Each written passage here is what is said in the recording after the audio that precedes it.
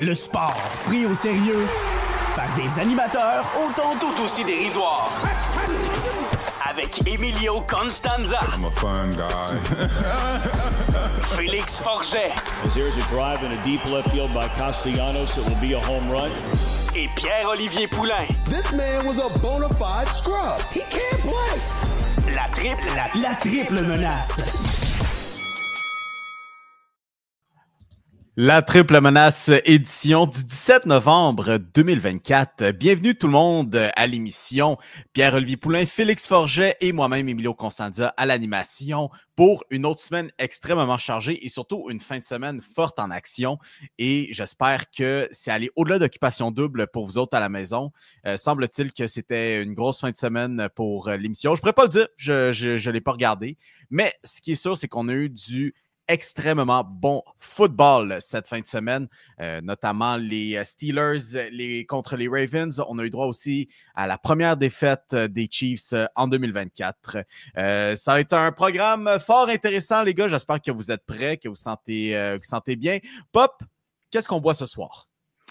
Je ne dirais pas qu'est-ce que je bois ce soir, c'est une dégustation rosée. Je me suis dit, vu que Mio voulait savourer cette victoire des Steelers cette semaine, grosse victoire des Steelers, encore par 2 points, soit dit en passant, encore un match super serré, où les Steelers n'ont marqué aucun touché. Encore une fois, du peu cinéma cette semaine. Pour vrai, je pense que la semaine 11, jusqu'à maintenant, je pense que ça a été la meilleure semaine d'activité de l'année. Jusqu'à maintenant, je pense que j'ai envie de dire que c'est la meilleure. Ben, c'est parce que, tu sais, on a eu tellement plus d'attentes par rapport à cette semaine entre le match du jeudi soir qui était entre les Commanders et les Eagles pour se disputer la tête de l'Est de la Nationale. Après ça, pour ce dimanche, on avait le premier match en après-midi, Steelers-Ravens. Puis là, ben, justement, à 4 heures, on a eu droit à Bills-Chiefs, donc Patrick Mahomes, Josh Allen, numéro 9, je pense que c'est maintenant entre ces deux-là. Félix, que peut-on demander de plus? On nous a teasé 3 gros matchs qui étaient dans 3 cases horaires différentes, puis les 3 matchs n'ont pas déçu. Je dirais peut-être à la limite Philadelphie-Washington qui a fini un petit peu en dégelé, mais en dégelé, les Commanders ont quand même rendu ça compétitif jusqu'à la toute fin. Steelers-Ravens, c'était un match qui était typique d'un match du nord de la AFC. C'est la définition même. Juste le score final, ça finit 18-16, c'est comme ça que ça finit? 18-16.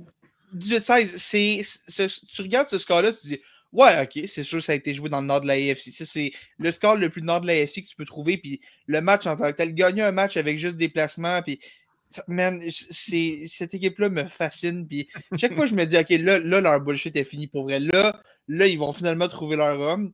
Non, on finit par trouver une façon de gagner. Puis sérieusement, si je suis un fan des Broncos aujourd'hui, je me demande, mais il était où ce Russell Wilson-là? Parce que Russell Wilson n'a pas été excellent aujourd'hui, mais je pense à 3-4 lancers qu'il a fait quand même. Puis avec Wilson, on parle beaucoup du fameux moonball, là, comme une passe un peu lobée.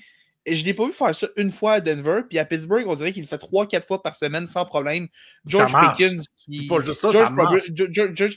en profite pour manger comme s'il était dans un buffet chinois. Ça n'a aucun sens à quel point ce gars-là profite de l'arrivée de Wilson, qui est un vrai passeur pur qui lance le ballon. Puis après ça, on a eu Josh Allen contre Patrick Mahomes. Un match qui, oui, les Bills ont quand même contrôlé le match un peu. Les Chiefs ont été là aussi, mais ça a été un bon duel. T'sais, on est habitué avec ces deux-là, que ce soit tout le temps des matchs qui sont serrés et tout.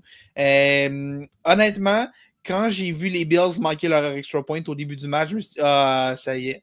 Ça y est, ça c'est sans aucun doute un moment. Non, mais ça, c'est le moment qui va revenir les faire chier à la fin que tu te dis, ouais, mais si on avait réussi ce botter-là, peut-être qu'on aurait gagné le match. Puis, mais finalement, tu sais quoi, les Bills sont de prendre au sérieux. Puis, je me souviens, avant le début de la saison, on avait fait un show où on parlait de la saison de la NFL. Puis, ben, je trouvais que j'avais des gros doutes sur les Bills. Tu sais, j'aimais pas beaucoup ce qu'on avait fait pendant la saison morte. Puis, nous tous, en fait. Ça m'apprendrait à douter de Josh Allen. On va être très précis, Félix. Je pense que les 3 ici, on avait des doutes par rapport à Josh Allen et les Bills. Quand Mathieu Vachon, qui est passé à l'émission, disait, ou c'était pendant le perron d'église, il avait mentionné que Josh Allen, c'est une saison MVP. Tu sais, on était comme, là, il est peut-être pas nécessairement le favori pour remporter le MVP, mais ce qui est sûr, c'est que ces Bills sont présentement 9-2, 9-2, pas le favori. leur division. il est peut-être pas le favori, mais celui qui était le favori avant les matchs d'aujourd'hui, c'est Lamar Jackson, qui vient d'avoir une performance un peu douteuse à Pittsburgh. Pendant ce temps-là, t'as Josh Allen qui vient de battre Patrick Mahomes. Puis, tu sais, je dis pas qu'en ce moment, c'est la saison finie, je vote pour Josh Allen et tout. Tu sais, je pense que Lamar le mérite encore, mais man, tu regardes ce que Josh Allen a fait aujourd'hui, puis c'est le genre de performance que tu as besoin d'un Josh Allen. C'est le genre de performance que tu vois le gars, tu te dis, ben ça, là, ça, c'est un MVP.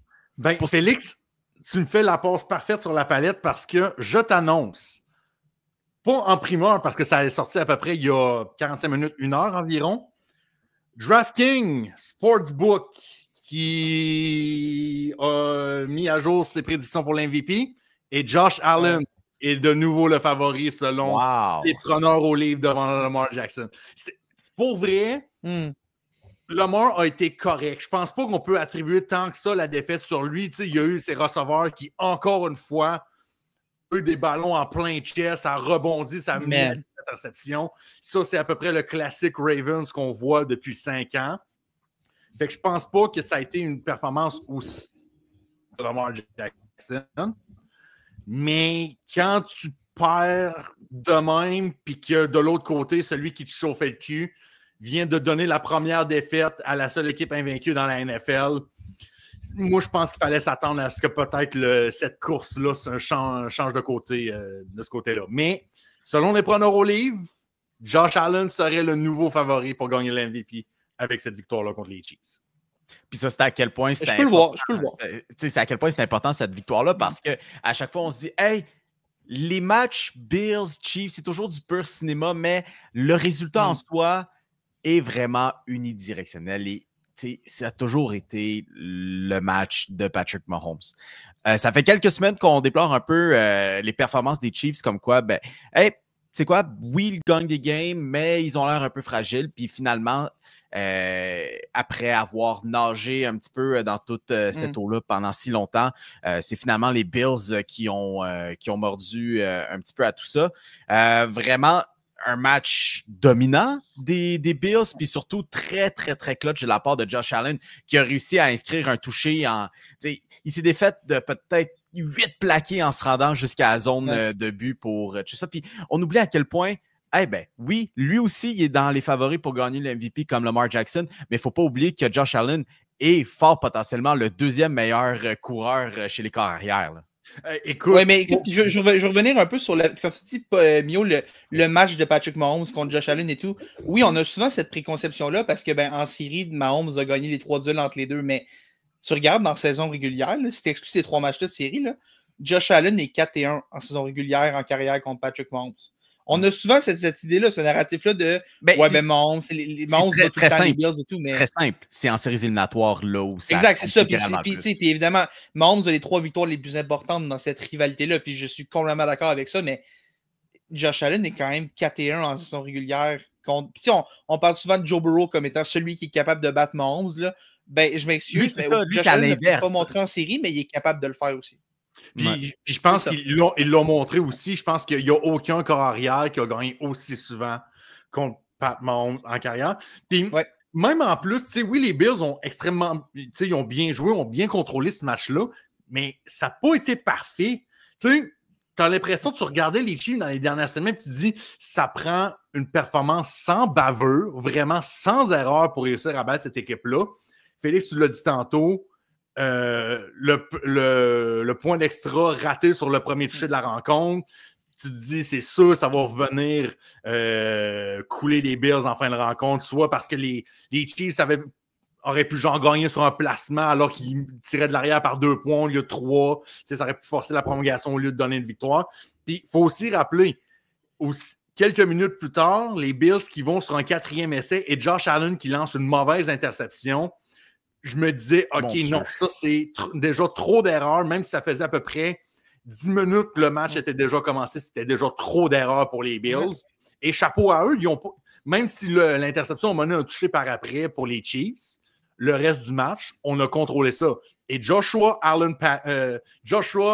Patrick Allen, what a fucking dog. Sur le touché qu'il a fait au 4e quart pour mettre ça sur... Je pense qu'on ne pouvait pas avoir plus Josh Allen comme touché. En tout cas, en termes de carrière, peut-être en termes de porteur de ballon, ça aurait pu ressembler quasiment à Derrick Henry. Mais même si Lamar Jackson est clairement un meilleur coureur que Josh Allen en général, Lamar Jackson n'aurait jamais été capable de faire une course de ce type comme Josh Allen a fait à ce quatrième quart-là. Puis ça, en plus, c'est arrivé quelques jeux après qu'il tente la longue passe, je pense que c'était pour Dawson Knox. Puis, tu sais, Knox qui a réussi à se faufiler à travers toute la défensive et Josh Allen qui est à peut-être 2 pouces d'avoir une passe parfaite pour sceller l'issue du match. Finalement, ça chauffait un petit peu plus. Puis disons qu'on s'est peut-être serré un petit peu le péteux dans ce département-là par rapport à ça. Fait que ça, c'est ça. Maintenant, pour Steelers-Ravens, c'est un match aussi qui était très important, non seulement pour le paysage de l'américaine, parce qu'on est à une course à peu près 4 équipes pour avoir le premier rang, pour avoir le bye pour les séries éliminatoires, les Chiefs qui étaient à 9-0, les Ravens qui étaient seulement à 3 défaites, les Steelers qui suivent de près, et puis là, on a les Bills dans cette course-là aussi. Là, les Steelers, non seulement est-ce qu'on a réussi à, se propulser un peu plus loin dans cette course, on a réussi à faire descendre les Ravens, mais en plus de ça, c'était aussi un duel qui était très important pour, comment je pourrais dire ça, l'opinion publique par rapport aux Steelers, parce qu'on s'est dit, oui, c'est une équipe qui gagne des matchs de façon très laide. On est avec un Russell Wilson relativement âgé. Est-ce qu'on est capable de gagner vraiment autant de matchs de manière sûre? Je veux dire, qu'est-ce qu'on a besoin de plus pour prouver qu'en effet, les Steelers font partie de cette conversation des favoris dans l'américaine? C'est pas de leur identité de marquer 6 touchés par match. Mais qu'est-ce que tu veux de plus que de battre Lamar Jackson? De manière très humiliante de sa part. Puis, au-delà de ça, de juste pouvoir battre les Ravens qui sont parmi les favoris. Moi, je vais te dire, il y a une seule affaire, par exemple, que j'ai pas aimé. En fait, peut-être 2 affaires, mais tu sais, je pense que les deux se relient un peu ensemble. C'est en 3e essai, les Steelers ont carrément été mangés. Par les Ravens. Je pense que ça finit quoi? 2-12, je pense, en 3e essai. Puis, c'est pas juste des 3e essais, genre 7, 8, 9 verges. Il y a eu au moins 2-3 reprises que ça a été des 3e et 1 qu'on n'a pas convertis. Là, on s'est essayé en 4e essai. Là, ça redonne soit le ballon Ravens sur un revirement ou sur... finalement, on botte le ballon. Moi, il y a peut-être un peu cet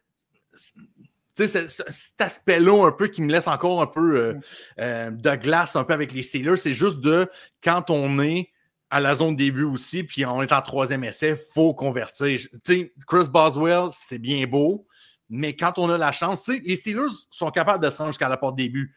Il faut juste se rendre l'autre bord de la porte. Puis, je veux juste vous illustrer la meilleure stat qui peut résumer les Steelers de Pittsburgh. Depuis 2000, il y a seulement 2 équipes qui ont gagné 5 matchs en ayant 0 touché dans toute la rencontre. T'auras deviné, Mio, les Steelers sont là-dedans. 5 victoires en ne marquant aucun touché. Et coïncidemment enough, l'autre équipe qui était à égalité avec les Steelers, c'est les Ravens. C'est sûr que c'est les Ravens. C'est du football. Ouais, mais là, attends, non. Veux-tu savoir aussi qui était à égalité au 2e rang? Les Browns de Cleveland. Le nom de la NFC, les gars, c'est le nom de la NFC. Cette division-là, c'est son propre écosystème, man. C'est fascinant. Tu sais, les autres divisions, ça se ressemble un peu. Ils n'ont pas toutes comme... une identité propre à eux autres.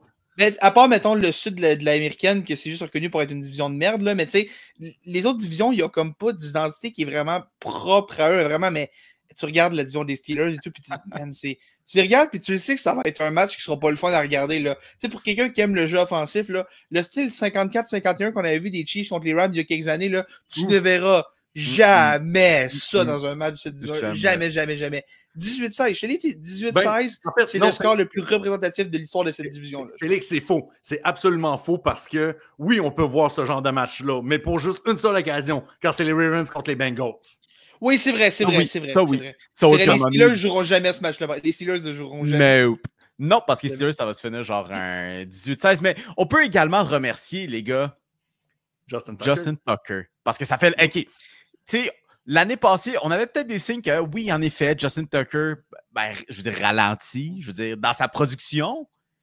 Mais là, je veux dire, clairement, John Harbaugh, c'est un gars qui va être loyal à son équipe.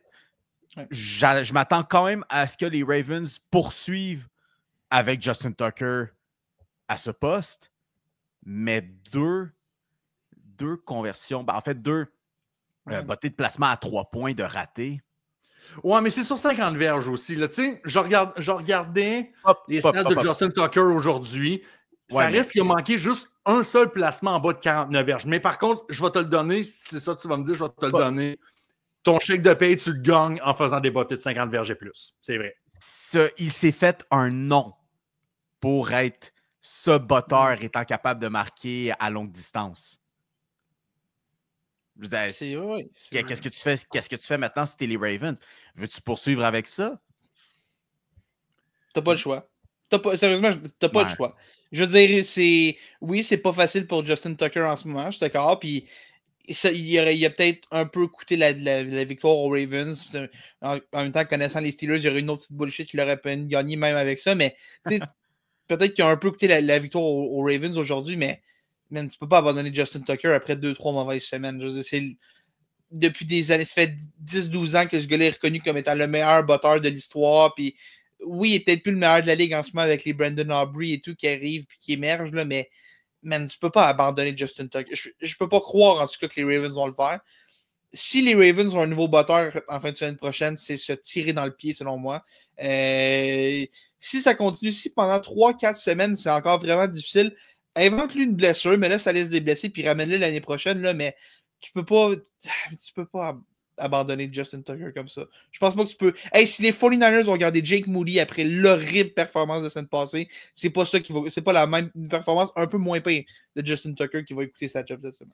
Je vais finir un petit peu là-dessus. Félix, tu me fais quand même rire quand tu dis les Steelers ont trouvé une manière bullshit de l'emporter. Que dire de cette interception en fin de match? De Peyton Wilson, quel joueur. Quel joueur, puis quel travail. Sérieusement, il a juste mis sa main entre les bras du gars en se disant, tu vois, si ma main est là, il ne pourra pas l'attraper. Puis il a eu raison parce que c'est lui qui est redescendu avec. Puis c'est impressionnant. Puis les Steelers trouvent tout le temps des manières de gagner. Un linebacker recru qui joue une dizaine de snaps par match, qui arrive puis qui intercepte une passe qui était une super belle passe de Lamar Jackson. Là. Je pense qu'il faut pas. C'était pas une mauvaise passe ou rien. Là. C'est vrai, il a été chercher une super bonne passe de Lamar Jackson.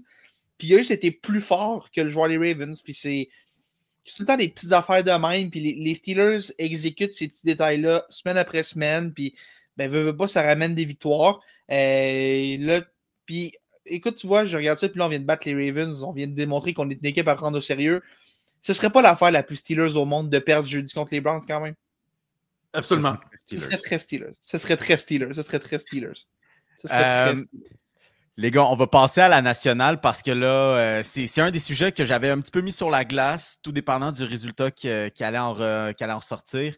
Mais en ce moment, encore une fois, personne veut gagner dans l'Ouest de la nationale. On a eu droit à un match en fin d'après-midi entre les Seahawks et les 49ers qui se sont terminés avec une victoire des Seahawks. Maintenant, voici de quoi a l'air le classement de l'Ouest de la nationale. On a les Cardinals de l'Arizona qui mènent présentement, mesdames et messieurs, à 6-4. Comme quoi, l'effet Call of Duty en ce moment ne semble pas affecter Kyler Murray. Les positions 2, 3 et 4, les Rams, les 49ers et les Seahawks, tous les trois à 5-5. Cette division-là est complètement drunk. On le dit depuis 2-3 semaines, cette division-là est complètement drunk. Puis, chapeau quand même aux Seahawks et à Geno Smith d'aller chercher cette victoire-là parce que les 49ers ont semblé retrouver un peu ce qui était les 49ers depuis que Christian McCaffrey était là. Geno Smith, qui, on sait, peut courir, est capable de le faire, mais qui ne le fait pas beaucoup depuis le début de la saison. Je pense qu'il disait sur le broadcast des Seahawks qu'aucun carrière, si je ne me trompe pas, avait lancé plus de passes depuis le début de la saison que Geno Smith. Et là, on est 1-5 à nos 6 derniers matchs. Vraiment, le momentum n'est vraiment pas de notre bord. Et à 2 reprises, Geno Smith utilise ses jambes pour soit garder un premier essai sur la dernière séquence du match ou juste aller inscrire le toucher victorieux à 12 secondes de la fin. Seattle avait énormément besoin de cette victoire-là. T'sais, juste pour, se remettre dans la course, puis deux, regagner du momentum, parce que, comme je l'ai dit, on a perdu 5 de nos 6 derniers matchs après avoir commencé 3-0, soit dit en passant. Moi, je me dis, si on peut aller chercher contre le gros rival à San Francisco, cette division-là, s'il faut que les Cards, qui étaient en bye week cette semaine, décident de perdre la semaine prochaine, oh mon Dieu. D'après moi, on en est pour quasiment presque 2 mois à pas savoir qui va gagner cette division-là. Puis chapeau moi, également. Moi, je m'excuse, mais... Vas-y mieux. Juste statistique assez intéressante, là. Les Seahawks qui sont aussi 3-1 sur la route cette saison. C'est impressionnant. Surtout qu'on parle souvent de leur avantage à domicile. Ils ont construit leur personnalité autour de « on gagne à domicile ». Le 12e homme. Ouais. Puis écoute, moi, je veux revenir un peu sur cette division-là. Moi, sérieusement, les 49ers, je suis tanné. Là, ça fait... Sérieux, je les prends plus au sérieux. Je suis rendu au point, les 49ers, je ne les prends plus au sérieux. Cette équipe-là, oui, là, c'est quoi l'excuse? Christian McCaffrey est revenu. On va dire que George Kittle n'était pas là. Nick Bosa était un petit peu blessé. Puis on va prendre ça, puis on va dire « Ah, c'est normal, on va être correct la semaine prochaine. » Ça fait depuis le début de l'année qu'on me sort l'excuse de « Ouais, OK, mais la semaine prochaine, on va être correct. » Non, tu ne seras pas correct la semaine prochaine. Tu as toujours des blessés qui s'accumulent et tout. J'y crois plus aux 49ers. Puis sérieusement, non seulement je crois plus vraiment en leur chance de gagner la division, je me demande si on va faire les séries. Je suis rendu là. C'est épouvantable comme défaite contre les Seahawks qu'on a aujourd'hui pour les 49ers. Puis oui, le talent est là, je suis d'accord. Puis 5-5, t'es pas en dehors de la course et tout, mais je leur fais pas confiance pour gagner une game. La défense n'est pas capable de closer au 4e quart. On perd des matchs comme ça semaine après semaine. Puis c'est des défaites qui s'accumulent puis qui font mal. J'y crois plus aux 49ers. C'est aussi simple que ça. Je pense que cette division-là va jouer entre les Cardinals et les Rams. Les Seahawks, j'ai des gros doutes aussi. Mais c'est... Puis écoute, vu que j'ai dit ça, cette division-là qui est absolument incompréhensible, les Niners vont gagner tout le reste de leur match jusqu'à la fin de l'année. Mais gamin, j'y crois plus aux 49ers. Je les regarde, c'est plus une équipe que je vois. Puis tu sais, les dernières années, tu vois les 49ers, tu dis « Oh boy, ça va être une game difficile ». Je les regarde, mettons, dans mon horaire, mettons, je suis l'équipe qui les affronte la semaine prochaine, puis je me dis, ben, tu sais quoi, c'est un match qui est très prenable. Très, très, très prenable.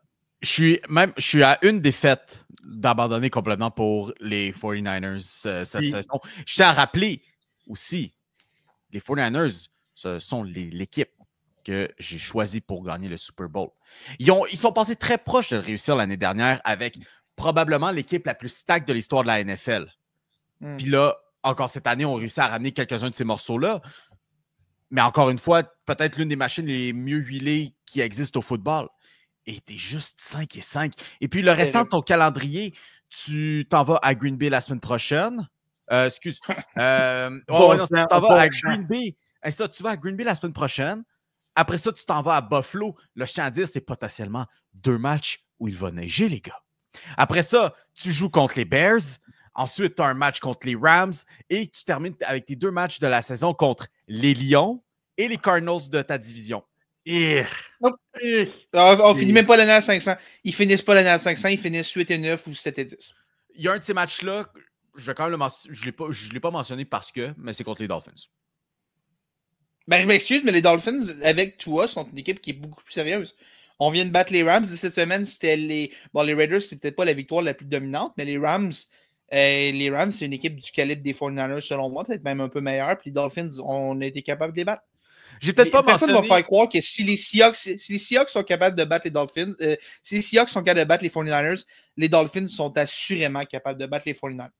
J'ai pas mentionné les Dolphins parce que, je sais pas, peut-être que je tiens encore les 49ers en trop d'estime. Ça doit être ça. Mais en tout cas, je vais juste vous dire, les boys, la semaine prochaine, mettez ça sur votre calendrier à 4h25 dimanche prochain. Les Cards sont à Seattle la semaine prochaine. Je vais juste vous dire, les Cards sont à Seattle.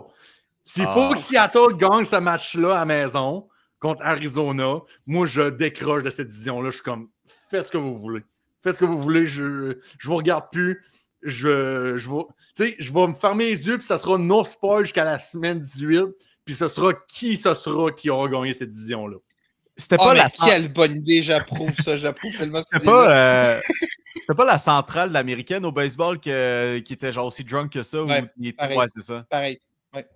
Non, mais au moins l'Ouest de la nationale dans la NFL, c'est enjoyable. T'as pas une équipe genre trash comme les White Sox de Chicago de 2024 qui pad les stats de tout le monde. Au moins.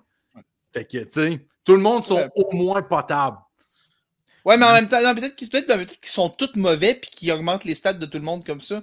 Tu sais, c'est peut-être juste toutes des équipes mauvaises qui s'affrontent puis qui se remontent. Tu sais, les Cardinals au début de l'année, là, personne ne donnait rien pour eux autres. Hein. Au moins, ils sont mauvais égal.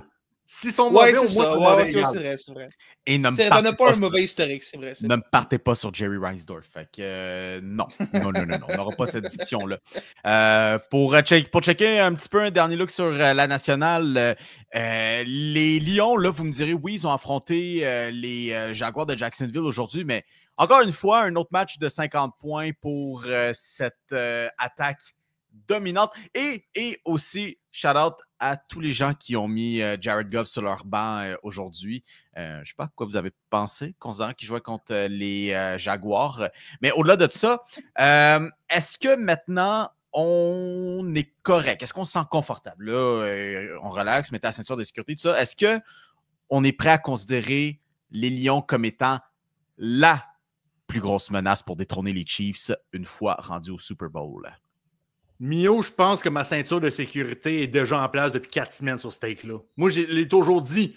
Moi, les Lions, pour moi, ils me font peur en sacrament. Tu sais, oui, les Chiefs étaient 9-0 jusqu'à aujourd'hui, mais je vois, mettons, si j'avais à faire un power ranking, je mettais quand même les Lions de Détroit en avant d'eux autres. Juste de la façon qu'ils stompent leur adversaire. Pour vrai, je ne sais pas qui a blessé Dan Campbell chez les Jaguars de Jacksonville dans le passé. Je l'ai la réponse.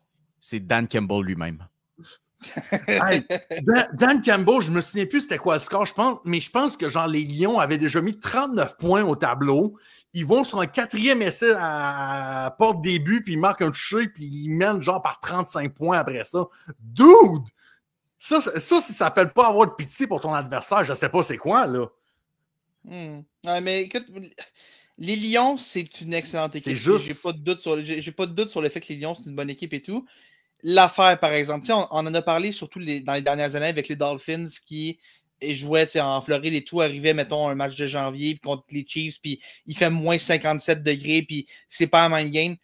Les Lions passent leur année au complet dans des dômes. Hein. On a 2 matchs à l'extérieur dans toute l'année. Ça va être quoi en janvier? Attention, ils ont quand même volé un match à la plus battante au Lambeau Field il y a 2 semaines. Oui, la plus battante, c'est drôle. C'est bizarre un peu. Mais oui, c'est vrai qu'on a gagné ce match, je dois le donner. Mais c'est une chose de le faire une fois, il faut le faire régulièrement. Puis je veux le voir dans un gros match de série. Peut-être, je ne sais pas si ça va être à Green Bay. C'est sûr que la nationale, j'ai l'impression qu'il y a moins d'équipes où les conditions météorologiques, ce sera un facteur que dans l'américaine, où est-ce que tu as Kansas City, Pittsburgh, même les Pats, les Bills. Tu as beaucoup d'équipes moins dans la nationale, mais je veux le voir une fois. Et je veux le voir rendu en janvier, là, si on se ramasse un match extérieur. En même temps, si tu as l'avantage du domicile, tu n'as pas ce problème-là. Fait que c'est à eux de continuer à gagner. En ce moment, on s'enligne, on est sur l'autoroute pour y aller. Fait que si on est capable de le faire, tant mieux. Mais les séries, c'est une autre game. Puis les Lions sont dominants. N'ont pas été parfaits cette saison. Quand même passé proche de perdre quelques matchs. Je pense qu'il y a quelques équipes qui peuvent battre les Lions, mais en même temps, je pense que c'est peut-être l'équipe qui a le moins de faiblesse en ce moment. La blessure de Lex Anzalone peut changer les choses, par exemple. C'est ce qui m'inquiète un petit peu. Au-delà de ça, Félix Pop, je vais faire du pouce là-dessus sur le facteur dôme. Si on ne se fie qu'au facteur dôme / stade avec un toit fermé, les Lions pourraient finir la saison à 16-1. Ou potentiellement 16-2, mais fort potentiellement. 15-2 plus que 16-2, à moins qu'ils jouent 18 matchs. Et 1, pardon. Je regardais aussi justement l'horaire d'ici le restant de la saison. La semaine prochaine à Indianapolis. Ensuite, à Détroit pour affronter les Bears. À Détroit pour affronter les Packers. À Détroit pour affronter les Bills. Après ça, on s'en va à Chicago. Après ça, on s'en va à Santa Clara pour ensuite terminer à domicile contre les Vikings. On n'aura pas beaucoup de reps dans les stades extérieurs. Non, puis dans tes reps extérieurs, tu as San Francisco qui n'est pas exactement le grand froid nordique. Là. C'est quoi l'autre match? Chicago, ça peut l'être. Chicago, ça peut être tannant. Chicago, ils vendent en sacrament, il ne faut pas oublier. Là, le Midwest américain, c'est quelque chose à faire, mais je veux juste vous poser une question sur les Lions, par exemple. Est-ce que le duo de Jahmyr Gibbs et David Montgomery, c'est probablement le meilleur duo de running back que j'ai vu dans les dernières années? C'est incroyable. J'en reviens pas à quel point ça... Hey, écoute, les Lions sont présentement sur une séquence de 21 matchs de suite avec un toucher au sol en saison régulière. C'est comme, je pense que c'est la deuxième plus grande séquence dans l'histoire de la NFL. Pour vrai, je pense, à part peut-être Kareem Hunt et Nick Chubb, il y a 2-3 ans avec les Browns. Trouvez-moi en fait, j'en ai un, Pop, tu vas être content que je suis sur ce duo-là. Le meilleur du running back de l'histoire récente, c'est Lamar Jackson et Derrick Henry avec les Ravens de Baltimore. Je voulais pas aller là, mais bon, si tu me fais la passe à palette, moi, je vais être content. Ben oui. Est-ce que vous voulez celui le meilleur de tous les temps, par contre? Non. Et Franco Harris et Rocky Blair. Ça va. Ça va. Je sais qu'il y a comme Ronnie Brown et Ricky Williams quelque part là-dedans aussi, là, mais bon, ça c'est... Il y en a des popés quand même. Il y en a des popés duo de running back. Pour clore le sujet football pop, qu'est-ce que tu as pour nous? Ben, je voulais surtout faire un peu un victory lap un peu sur Taysom Hill qui a réalisé sa traditionnelle game bullshit de l'année où ce gars-là fait 3 touchés puis il fait 150-200 verges. Félix, je te regarde un peu en plus parce que je pense que tu l'affrontais en fantasy cette semaine. Non, je sais pas pourquoi tu dis ça. Tu dis juste ça parce que, il m'a scoré 50 points d'en face comme tight end. Peut-être juste ça, là, mais en tout cas, OK, il rentre dans tight end, je me demandais dans... Ben oui, évidemment qu'il rentre dans tight end pour être sûr de faire chier, là. Ah, man, j'aime pas Taysom Hill. Ça fait des années que j'ai Alvin Kamara en fantasy, puis t'apprends à détester Taysom Hill quand t'as running back des 5. Je te promets que t'apprends à le détester. Quand il va les toucher à la ligne d'1, là, oh man, ça m'enrage. Attends, veux-tu qu'on parle des propriétaires fantasy de ceux qui ont Saquon Barkley qui se font tout le temps voler un touché par Jalen Hurts à la ligne d'1? Bonjour, tu parles à quelqu'un ici, là. Fait que let's go Taysom Hill, Ultimate King, puis ce gars-là revient toujours. Tu sais, c'est régulier comme un horloge suisse. Il va avoir un game de même dans toute l'année. Il va faire des petits jeux ici et là pour le reste de la game, mais il va avoir une game, il va faire 3 touchés, 150 verges, puis même qu'il va lancer une passe de toucher juste pour bien faire en plus, pour bien faire. Mais shout-out Taysom Hill, juste à dire que je ne l'ai absolument pas, mais vraiment pas dans mon équipe du fantasy de la triple menace. Et pourtant, t'es genre le plus gros shooter de Taysom Hill que je connaisse. Écoute, le plus gros truther de Taysom Hill, puis je suis le plus gros hater de Lamar Jackson. Go figure. Non, mais on l'a dit dans notre show fantasy au début. On l'a dit aussi dans notre show fantasy au début de l'année. Taysom Hill est inévitable. À un moment donné, tu vas faire fuck, man, j'ai pas l'autre option. Tu vas partir Taysom Hill, puis tu vas espérer de tomber sur sa game bullshit de l'année. Bravo à tous ceux qui n'avaient pas l'autre option aujourd'hui. Qui disent, regarde, fuck it, man, c'est l'heure de Taysom Hill.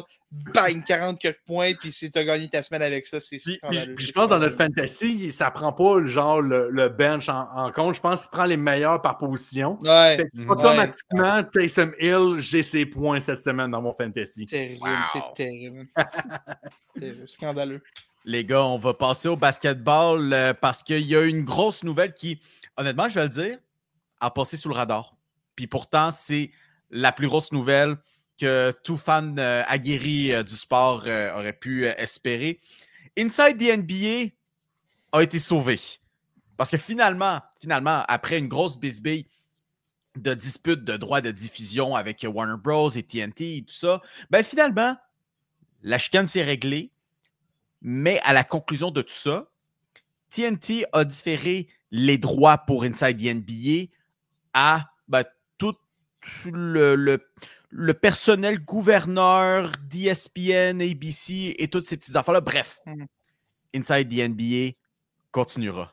Puis ça me rend tellement content parce que les mimes vont continuer et surtout, les disques contre la ville de San Antonio et ses femmes. Écoute, c'était trop gros pour qu'on laisse aller de même. C'était sûr et certain qu'à un moment donné, je sais pas, on savait pas quand, mais c'était juste trop gros, c'est trop important. Les gens aiment trop Inside the NBA pour que ça disparaisse de même à la fin de l'année. C'était sûr que quelqu'un allait le reprendre.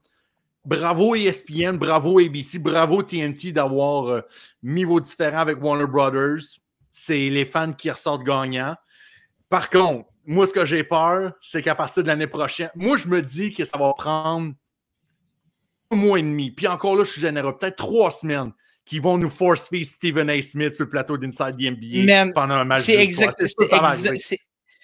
exactement là que je m'en allais. Parce que, tu sais, on a parlé d'Ernie Johnson qui veut rester loyal à TNT, fait du baseball là-bas aussi.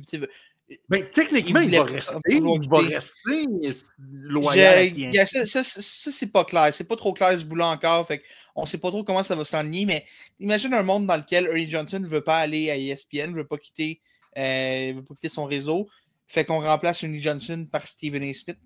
Puis on ramène Kendrick Perkins de temps en temps là-dedans. Non, j'espère que non, mais est-ce que tu penses vraiment que ESPN va aller chercher ce show-là sans mettre les noms qu'on paye des grosses sommes d'argent pour parler de basketball comme Stephen A. Smith, Kendrick Perkins, puis j'ajouterais Malika Andrews aussi à cette liste-là. Je pense que ce show-là va se ESPN-iser pour le meilleur ou pour le pire, probablement pour le pire, mais ça va se ESPN. Oui, c'est sauvé, puis tout, puis tant mieux si on est capable de garder cette gang-là ensemble, mais moi, il n'y a personne qui va me faire croire qu'ESPN va s'arranger. En fait, personne qui va me faire croire que Stephen A. Smith va accepter que le plus gros show basketball de ESPN en soit un duquel il ne fait pas partie.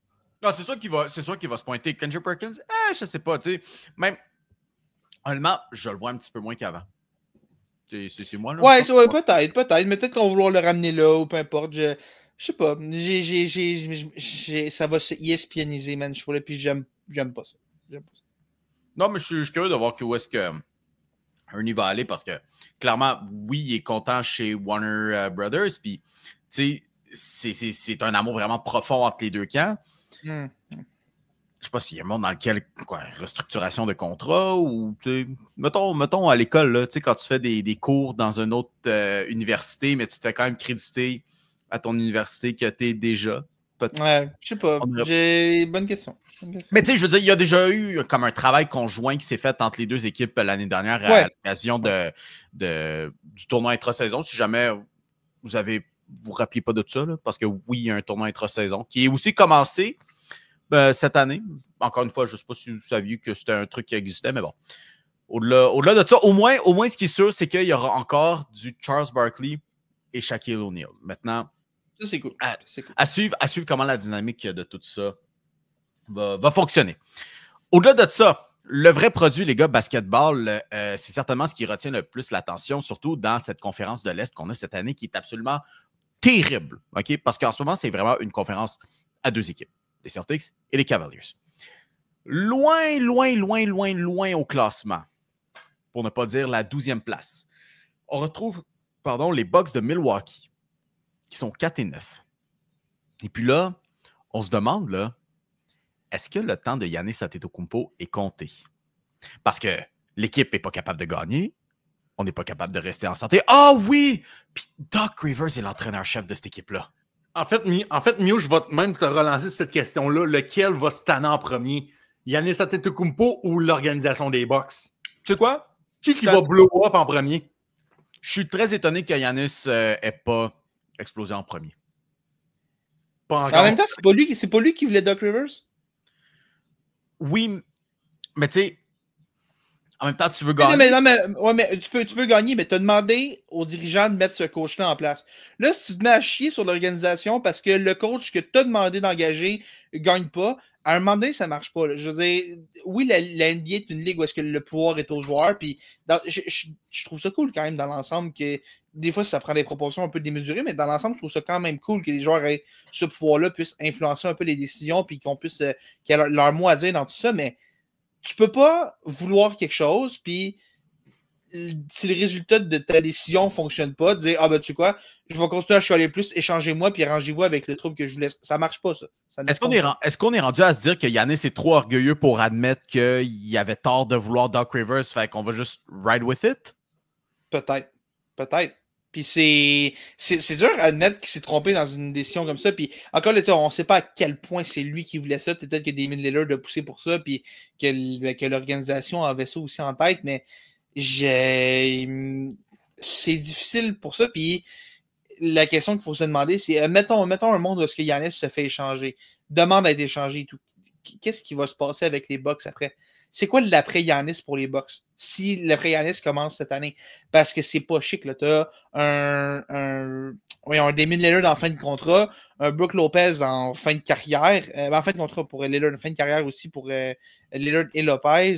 Middleton qui n'est plus une petite jeunesse non plus. C'est pas une équipe qui est jeune. Puis Giannis fait en sorte qu'on garde ce noyau-là compétitif, même si on ne l'est pas vraiment cette année encore. Je pense qu'il est trop tôt pour abandonner, mais sérieusement, si t'es Giannis, peut-être que tu te poses des questions de est-ce qu'il faut penser à regarder aller voir ailleurs? Et bon, là, certains diront que c'est lui qui a un peu créé ce bordel-là, oui, mais comme LeBron James l'a fait à maintes et maintes reprises, tu demandes à créer une équipe, quand ça ne marche pas, tu abandonnes, puis tu laisses l'autre équipe s'arranger avec ça. J'ai peur qu'on arrive un peu dans ce scénario-là avec les Bucks, tranquillement. Probablement, mais oublie surtout pas non plus que on a hypothéqué notre futur en allant chercher Damian Lillard en partie. 100%. Fait que c'est même pas comme si c'est quand le prochain show de première ronde? C'est pas genre en 2028? Je vais aller faire la recherche, je te dis ça. Mais tu sais, ça pour dire... C'est loin. C'est ça, tu sais, ça pour dire, tu peux pas dire « Ah, le futur est beau parce qu'on a des choix. » Ben non, il n'y en a pas. Puis, en plus, tu l'as mentionné, Chris Middleton, qui, de un, se blesse souvent. Oui. Pareil pour Damian Lillard. Puis là, Brook Lopez, ce trio de joueurs vétérans qui est dans la trentaine, commence à avancer de Lillard, je pense qu'on est rendu à 32 ou 33 ans. Tu ne peux pas aller chercher grand-chose comme espoir ou choix de repêchage avec ça. Là. Non, vraiment pas. Puis c'est... On a quoi? On a Margin Beauchamp? On va reconstruire avec Margin Beauchamp puis un rêve? C'est pas beau, là. C'est pas... À savoir même, est-ce que les Bucks de Milwaukee pourraient devenir l'équipe qui va bouger à Seattle ou à Mexico si ça continue de même? Ouais, j'espère que non quand même, là, mais ça se peut, man. Ça se peut. Ben écoute, je pense que... Mais tu sais, Giannis Antetokounmpo, il est arrivé un peu comme ça. Là, les Bucks de Milwaukee se sont construits sur probablement l'un des plus grands vols de l'histoire de la NBA au repêchage. Parce qu'Antetokounmpo est quoi, un 13e, 14e pick, je pense, au repêchage? Puis aussi, pour les gens à la maison, OK? Peut-être que vous êtes un peu moins familier avec la dynamique du repêchage et de la construction d'une équipe au basket. Là. Au basket, un choix de première ronde, en soi, c'est rare que ça veut dire grand-chose. C'est pas comme au football où même un choix de troisième ronde est fortement convoité. Au basket, un choix de première ronde, ça vaut ce que ça vaut. Là où ça commence à être intéressant, c'est lorsque tu as un des, disons, 8 premiers choix, ce qu'on appelle communément la loterie. Un 13e choix est considéré un vol. Puis là, vous me direz, ouais, mais tu sais, choix de deuxième ronde, ça, non. Parce qu'au basket, tu as seulement 2 rondes de repêchage. C'est seulement 60 joueurs qui sont repêchés. Ce qui veut dire qu'un choix comme celui de Giannis, c'est considéré un vol. Parce qu'il n'était pas l'un des 8 meilleurs espoirs du repêchage. Là. C'était un gars qui sortait de Grèce, probablement qui faisait 25 livres mouillés, puis il a réussi à se développer en l'un des talents purs de cette ligue-là via le travail acharné. Fait que c'est un coup de chance, mais tout ça pour dire, ça m'étonnerait que ça réarrive un coup de la sorte. Bob, est-ce qu'on a la statistique sur le prochain choix de première ronde des Bucks de Milwaukee? Parce que non seulement la dynamique, c'est tellement bizarre, en tout cas bizarre, différent des autres ligues par rapport au repêchage, mais les transactions dans la NBA, là, tu sais, on chiale sur l'échange de Sean Monahan au hockey qui a des conditions à coucher dehors. Ben, la NBA, c'est ça, mais quasiment tout le temps. Genre sur tous les échois. OK. Mettons 2025, sur Basketball Real GM dit pour 2025, si le choix de premier tour des Bucks tombe 1 à 4, ça s'en va à Nouvelle-Orléans. 5 à 30, ça va à Brooklyn. Fait que 2025, on oublie ça. 2026, ils ont encore ils ont encore l'heure pour 2026 encore, par exemple, où il peut aller sur un pick swap avec les Pelicans de la Nouvelle-Orléans. 2027... Ça va à Portland, d'après moi? D'après moi, ça va à Portland aussi. Il y a aussi la Nouvelle-Orléans qui est encore là-dedans. Puis, en tout cas, il y a des... C'est quoi l'échange avec la Nouvelle-Orléans? Comment il se ramasse? C'est quoi? Pourquoi il y a autant de choix qui s'en vont là-bas? Mais il était-tu troisième équipe dans l'échange avec les Trailblazers? Parce qu'il n'y avait pas Malcolm Brogdon qui était dans cet échange-là? Ou... Non, Malcolm Brogdon, il est passé aux Pacers avant d'aller à Portland. Ouais. Même les Celtics. J'ai comme un blanc. Pourquoi les Pelicans sont en là? Trade. Méchante affaire, mais ça pour dire. C'est Drew Holiday. Ah oui. Voilà, Qui c'est avait vrai. été un échange avec cette équipe, avec les Bucks, il y avait les Pelicans, je pense qu'il y avait aussi, ça se peut-tu qu'il y avait les Nets aussi à travers ça? Ça se peut. Mais tu sais, là, regardez, là, Pop a parlé de 2026, 2027, des choix qui s'en vont encore en Nouvelle-Orléans. Ça veut dire que les choix pour les Lillard, là, ils sont pas encore arrivés. Ça va pas repartir de 2029, ça. Parce que j'ai juste arrêté à 2027 pour j'ai juste arrêté à 2027 pour bien de l'exercice. Ça va encore aussi jusqu'à 2029, là. Puis pour Damian Lillard puis Portland, ça va aussi en 2030 pour un pick swap, là. Tu sais, mettons... Hey, je vais peut-être avoir des enfants rendus là! Le premier vrai choix de première ronde des Bucks qui n'a aucune condition, qui est vraiment le leur jusqu'à présent, on parle de 2031. Oh my God! Genre 30 ans. Tout le reste a des conditions où vont straight up pas aller aux Bucks. Pop, tu vas être dans la mi-trentaine, tu vas être rendu un hunk.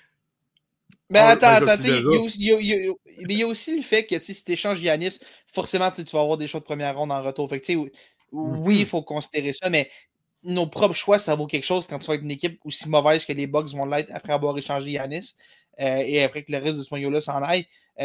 Ça va valoir quelque chose, ces choix-là, puis on les aura pas. Ils vont aller ailleurs, puis on va se contenter de choix qui vont probablement être moins bons, parce qu'on va échanger Giannis puis qui va rendre une équipe meilleure. Fait que les choix vont être moins bons. Mais c'est dans l'avenir des Bucks, c'est inquiétant.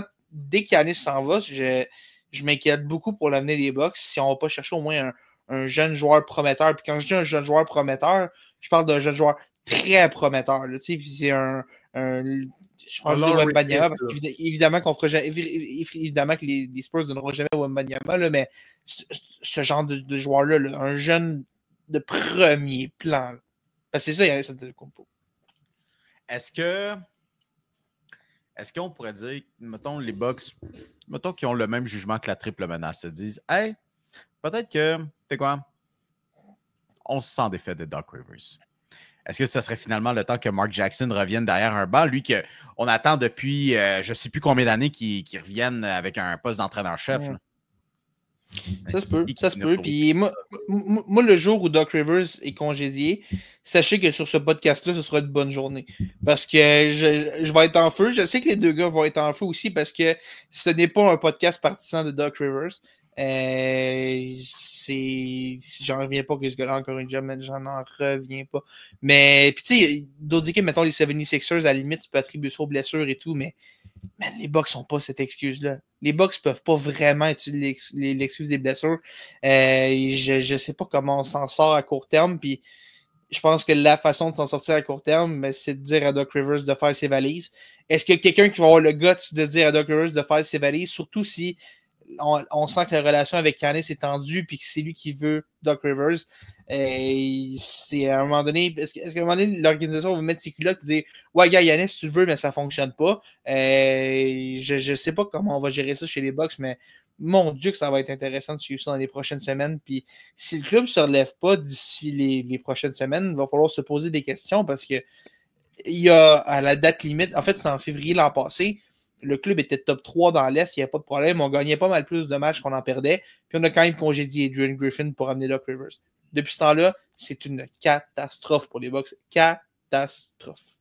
Avec Giannis Antetokounmpo qui a mentionné que non, pas de problème avec ça. Je m'entendais bien avec Adrian Griffin. Il n'y a rien là. Je comprends pas. Et puis là, on a les Bucks, premier match sous Doc Rivers qui font une petite danse pendant l'échauffement. Plus, qu'est-ce que finalement... oui, c'est vrai.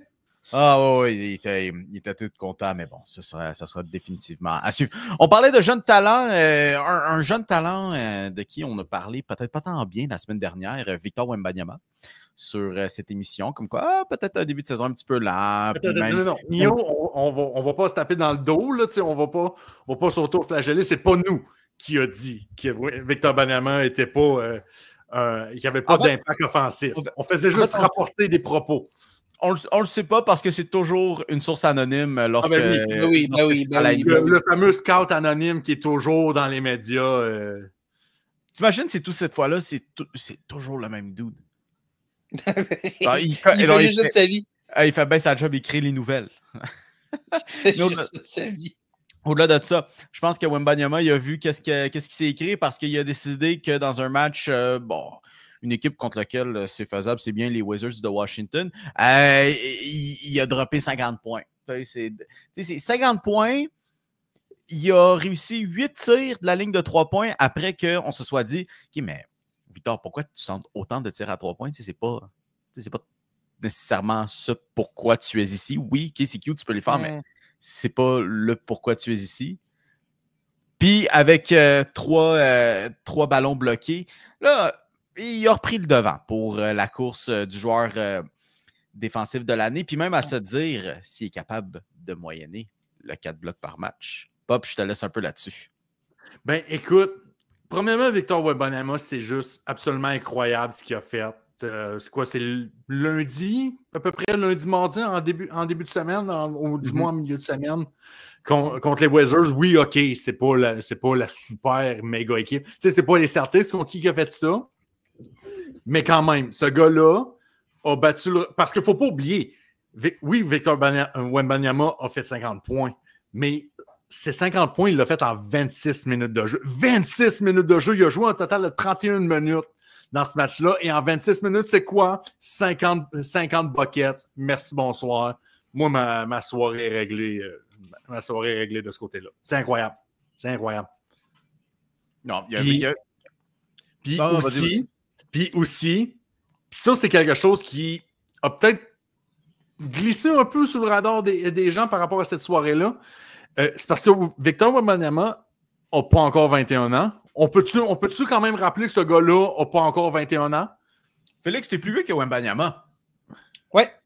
Non. Ça me fait un peu mal de l'entendre. Un peu mal. Oh, damn!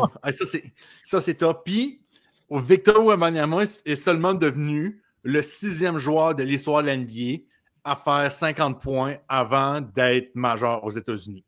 C'est le 4e. C'est le 4e de l'histoire. C'est le 4e plus jeune à avoir fait 50 points en une seule rencontre. La vraie question, êtes-vous capable de me nommer les 3 premiers? LeBron en a un, évidemment. Ouais, puis j'ai tellement hâte parce que le plus vieux à l'avoir fait, il y a 39 ans, c'était Jamal Crawford qui avait fait ça à 39 ans. J'ai tellement hâte quand LeBron James va faire un match de 50 points, dépasser l'âge de 40. C'est tellement hâte. Mais coïncidemment, ce n'est pas LeBron James qui est deuxième. LeBron James est deuxième. C'est pas le plus jeune encore. Il y a quelqu'un qui l'a battu d'à peu près un mois. Tim Duncan? Même pas Tim Duncan, non. On est dans les années 2000. Vous êtes dans la bonne époque, mais on est dans les années 2000. Luka Doncic? Même pas Luka Doncic, même pas. Mais attends, j'essaie de penser aux gars qui sont sortis du high school. Tu sais, j'ai Kevin Garnett et Kobe Bryant en tête. Ben, le pire, un qui est devant Victor Wembanyama est allé au collège aussi. Il a fait 1 an au collégial. Ouais. Puis, c'est quand qu'ils ont interdit de sauter du high school à l'NBA? C'était après Dwight Howard, fait que c'était quoi, 2005?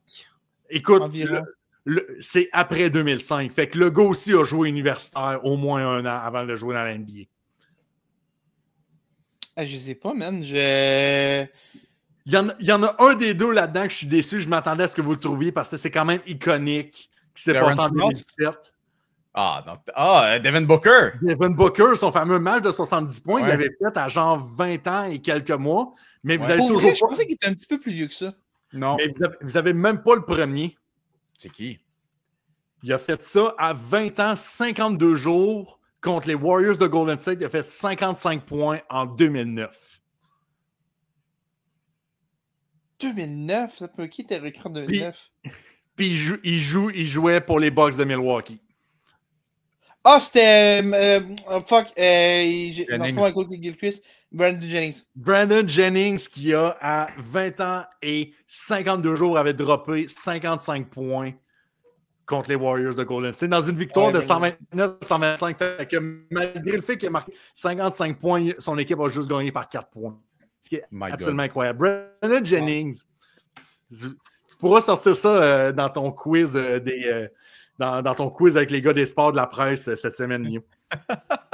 Je ferai ça définitivement. Avant qu'on passe au hockey, juste petite mention sur le fait que la classe de recrues cette année, je veux dire, est quand même très spéciale. C'est finalement. Après qu'on a dit, c'est pas un. C'est parce que l'affaire, c'est que oui, on n'avait comme pas ce joueur étoile, ce talent transcendant le sport dans ce repêchage, mais comme on a une course à potentiellement 5 joueurs pour le titre de recrue de l'année. En ce moment, Jared McCain, Zach Edey, Jalen Wells, Bob Carrington, il y a comme tellement de choix pour recrue de l'année. Puis, je suis à confirmer aussi, Bronny James ne fait pas partie de cette liste aussi. Là. Ah non? Ah non, comment ça? Non! Non, c'est ça. La recrue qui a eu le plus d'attention médiatique n'est pas parmi les favoris pour la recrue de l'année. En vrai? Ben voyons, comment ça? Je sais pas. C'est comme si il pouvait peut-être encore jouer un peu plus au temps collégial, mais il s'est fait rusher pour pouvoir jouer avec son père pour finalement être le premier duo père-fils à avoir joué en saison régulière. Je suis désolé, mais vous n'êtes pas les Griffins. Impossible, non. Il ferait jamais ça. Voyons donc. Les James sont le duo père Griffey que ta mère dit que tu as déjà à la maison.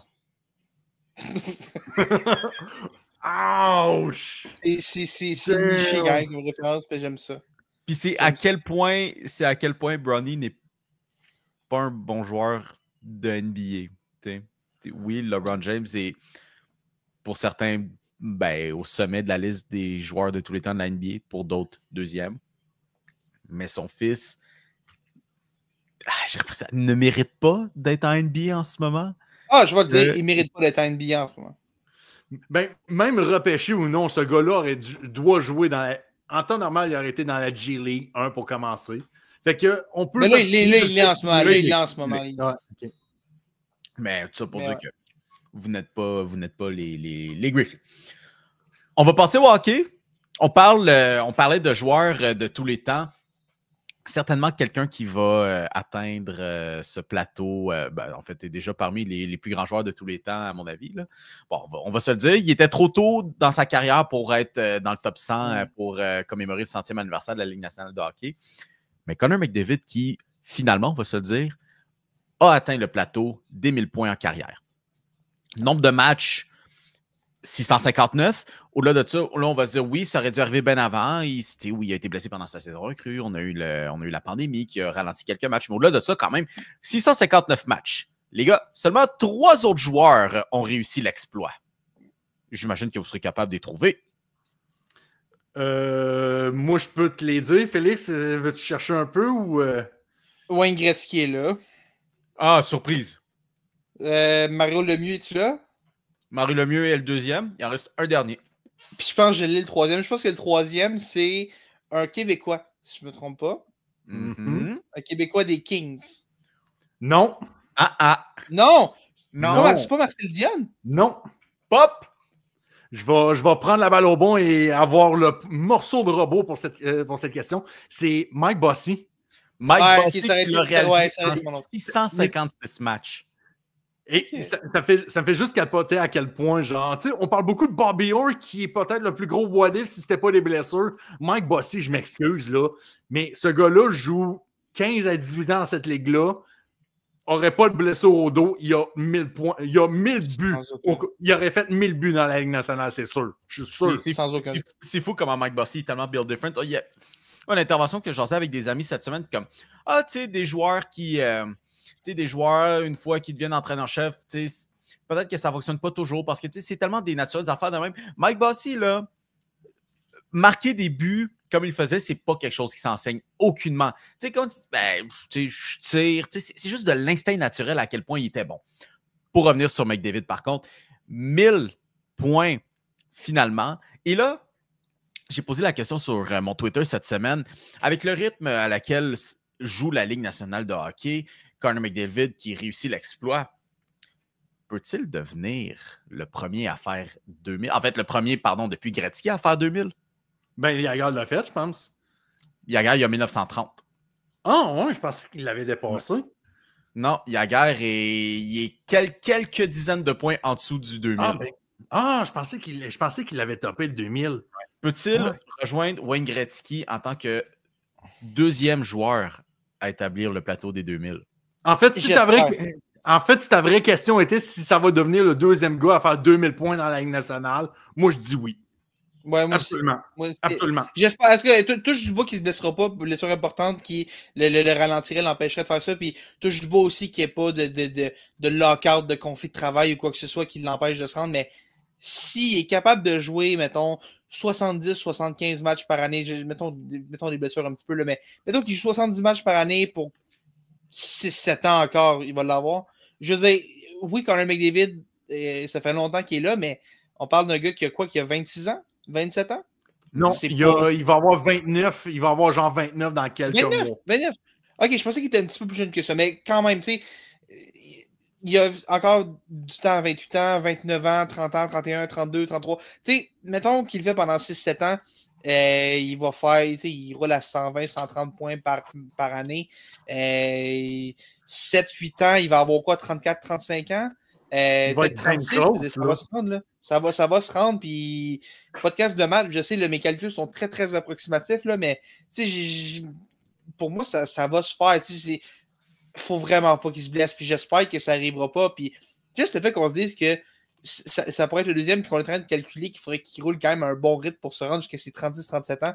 Moi, je m'excuse, mais ça démontre à quel point Gretzky, c'est 2000, ça n'a aucun maudit bon sens. Là. On peut juste parler du fait que Gretzky, ça n'a aucun maudit bon sens à quel point il a fait des points dans sa carrière. Puis, mais en même temps, la LNH est tellement offensive. Tu te dis, Mio, la LNH est tellement rendue offensive maintenant que on est tellement loin des gars qui gagnaient du Hard Trust avec 87 points à Star, mais David, on le regarde débuter, bon, ben, right, 150 points. Puis on sent qu'il va se rendre à chaque année. Pour moi, ça va se passer. Peut-être que ça va être fessier un peu. Peut-être qu'éventuellement, il va y avoir une petite baisse de régime, que la LNH va se réajuster, avoir une phase plus défensive d'ici la fin de sa carrière et tout. Mais pour moi, il peut vraiment y croire, McDavid, de se rendre à ce plateau-là des 2000 points. En fait, on n'a pas oublié, là, Jagr l'aurait eu aussi, là, mais bon, si c'était pas de jour... Ouais, mais Jagr a tellement joué longtemps, puis il a tellement étiré sa carrière avec des contrats d'1 an avec genre 10 équipes différentes, que je pense au final, ça serait équivalent. Mais tu sais, c'est sûr qu'il y a eu son stint en Russie qui a fait dans ça. Mais tu sais, on parle à quel point que Gretzky est dominant et qu'il n'y a aucun crise de sens. En fait, le deuxième gars le plus rapide à faire 100 points dans l'histoire de la Ligue nationale, c'est Wayne Gretzky pour sa tranche de 1000 à 2000 points. Ça n'a pas de bon sens. Ça n'a aucun bon sens.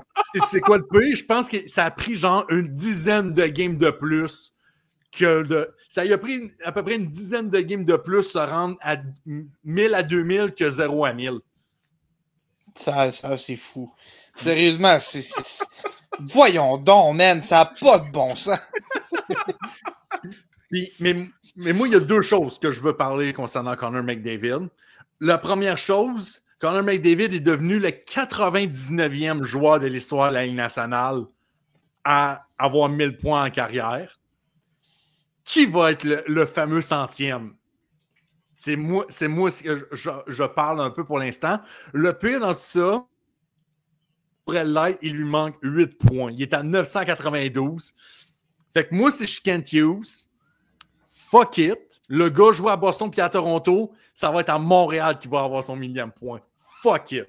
That's it. C'est pas correct. C'est pas correct.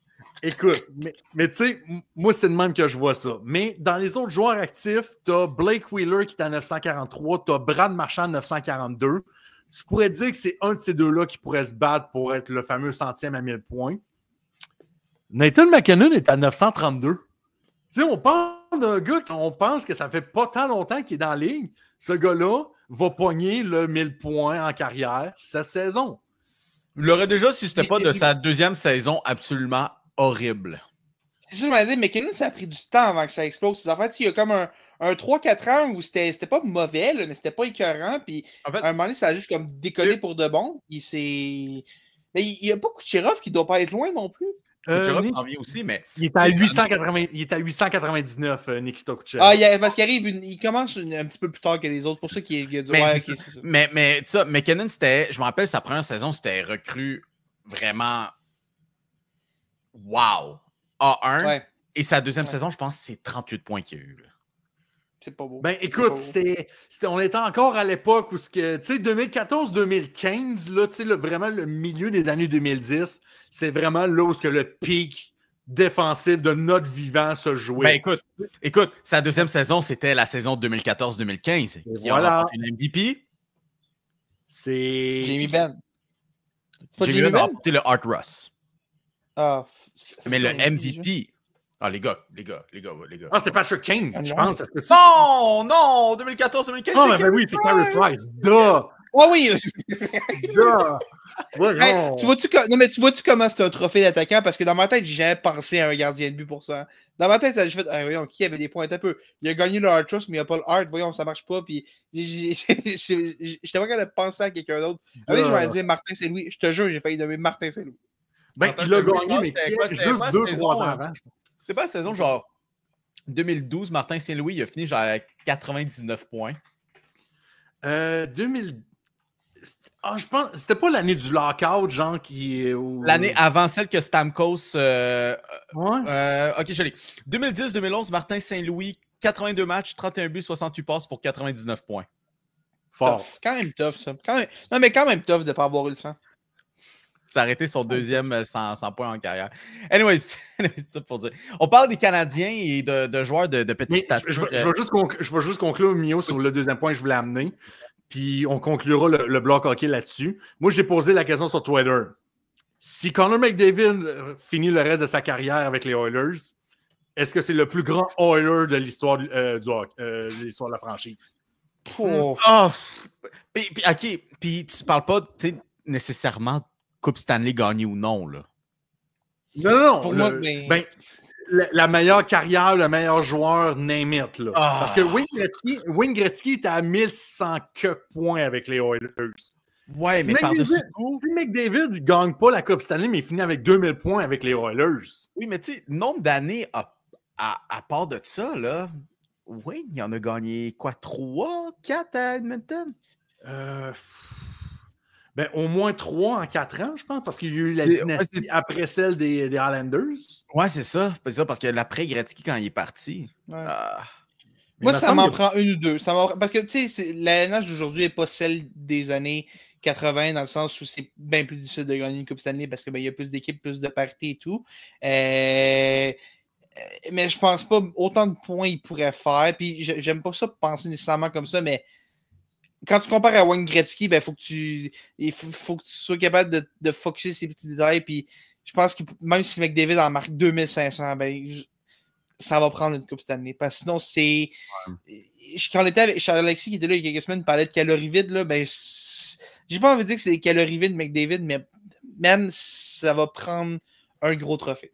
Je pense que t'as pas le choix. Puis j'espère que McDavid va en gagner une parce que ce serait cool qu'un des meilleurs de sa génération, le meilleur de sa génération, gagne une Coupe Stanley. Mais je pense pas qu'il pourrait dépasser Gretzky comme le meilleur Oiler sans avoir gagné une Coupe Stanley. Mais tu sais, au-delà de ça, là, tu sais, Wayne Gretzky, meilleur Oiler, c'est difficile à. Même ça, je trouve que c'est difficile à détrôner, même si, mettons, McDavid l'avait gagné l'année dernière puis termine avec plus de points que Gretzky. Mais je veux dire, à l'inverse, tu sais, quand est-ce qu'on va voir des saisons de 200 points à la pelletée comme Gretzky les avait à Edmonton aussi? Ah non, on verra jamais ça. Ça arrivera jamais. Mais moi, je me dis. C'est encore drôle, hein, c'est encore drôle. Jamais dire jamais, man. En tout cas, je vais. Ça serait quelque chose, ce serait vraiment quelque chose. Je suis d'accord avec toi. Être convaincu, mais moi, je fais juste dire que juste la performance que Connor McDavid a faite dans les dernières séries éliminatoires sans gagner la Coupe Stanley, pour moi, c'est l'équivalent comme si on avait gagné une. Tu sais, gagner un commencement comme équipe perdante, puis établir le record du cap salarial pour plus de points en série. Il n'a pas gagné, mais ça prend le gros trophée. Je sais, puis c'est. J'aime pas ça parler de même, mais là, tu compares avec le meilleur joueur de l'histoire. Faut que Le meilleur et le plus grand. Ouais, le plus grand, puis c'est. Tu peux pas avoir des. Faut que ton dossier soit parfait, man. C'est aussi simple que ça. Faut que ça te prenne une coupe ça. Je m'en allais sur le point de joueur de petite stature canadien Martin Saint-Louis. On apprenait cette semaine de Pierre Lebrun, comme quoi, ben, là, il y a la Coupe des 4 Nations qui s'en vient en février. Puis d'ici le prochain mois, dans les semaines qui suivent, on devrait avoir une allure des formations. Puis Pop, semblerait-il que Cole Caulfield, non pas qu'il n'est pas nécessairement dans les plans de l'équipe, mais il est loin d'être une priorité pour la délégation américaine. Ben, je pense que dans le cas de Pierre Lebrun, c'est ça qu'il disait. Cole Caulfield, il serait pas dans les plans pour faire l'alignement final, mais il serait damn close de le faire. Puis pourtant, mais tu sais, on s'enfle la tête avec ça. Tu sais, oui, avec un début de saison de Cole Caulfield, je comprends absolument de pourquoi ça. Les États-Unis sont stacked. Les États-Unis sont fucking stacked. Tu sais, attaquant pour attaquant, je donne peut-être encore le edge pour le Canada, juste parce que tu as Sidney Crosby, Nathan McKinnon et Connor McDavid. Juste ça. Mais les États-Unis sont stacked. Il y a juste 12 gars qui vont pouvoir être sur la patinoire. Puis, c'est pas prouvé hors de tout doute que Cole Caulfield est l'un des 12 meilleurs joueurs américains présentement dans la Ligue nationale de hockey. Tu sais, il est un peu trop unidimensionnel. Cole Caulfield, tu ne pourras pas faire jouer sur une 3e, 4e ligne dans ce genre de tournoi-là. Tu peux pas. Tu sais, ce gars-là, un rôle, c'est de la mettre dedans, puis c'est bien correct de même. Mais est-ce que tu peux dire qu'il mérite d'être top 6 dans l'équipe nationale américaine? Absolument pas. Fait que c'est plat, mais son style de jeu, des fois, ça aide pas pour la construction de l'équipe américaine. Il faut qu'il joue ses 2 premières lignes, mais tu peux pas sortir d'argument qu'il peut jouer sur le premier ou le deuxième trio. C'est ça, puis tu sais, parce que oui, on parle souvent comme les 12 meilleurs joueurs, ou mettons les 13 ou 14, je sais pas combien d'attaquants ils vont prendre, mais tu sais, c'est pas aussi simple que prendre les 13 ou les 14 meilleurs, mettons, selon leur overall NHL ou peu importe. Il faut que tu te construises une équipe, puis ben, pour te construire une équipe, ben, ça va te prendre un centre de 4e trio. Ça va te prendre un gars qui est capable de tuer des pénalités, qui est capable de jouer physique, capable de faire tous ces jobs un peu plus ingrates-là, puis ben, c'est pas le style de jeu de Cole Caulfield, puis c'est plate parce que il y a du monde en avant de lui qui vont peut-être lui voler des places, mais je pense qu'en ce moment, c'est peut-être.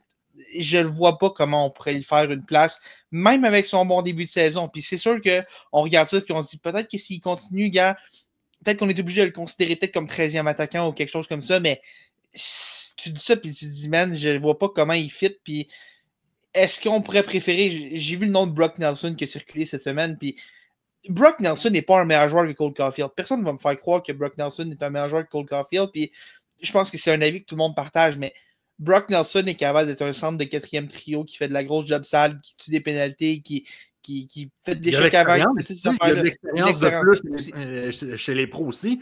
Puis, c'est parce que, comme tu dis, c'est pas nécessairement les 12 meilleurs joueurs. Je ne sais pas si vous avez vu, mais Erik Karlsson s'est fait planter sur la place publique par les dirigeants de l'équipe suédoise, qui a dit en entrevue que les carences défensives d'Erik Karlsson dans un tournoi comme la Coupe des 4 Nations, ben ces carences en défensive sont trop un problème pour l'amener avec nous autres.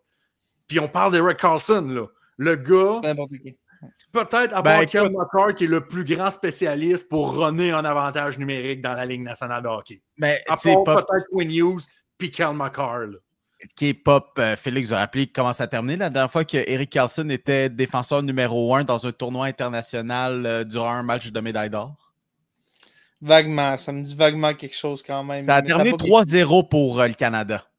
Ouais. Écoute, on peut bâcher sur tu peux bâcher sur Erik Karlsson quand tu veux, mais tu avais juste prime Carey Price avec la défensive qu'il y avait devant lui. Ouais.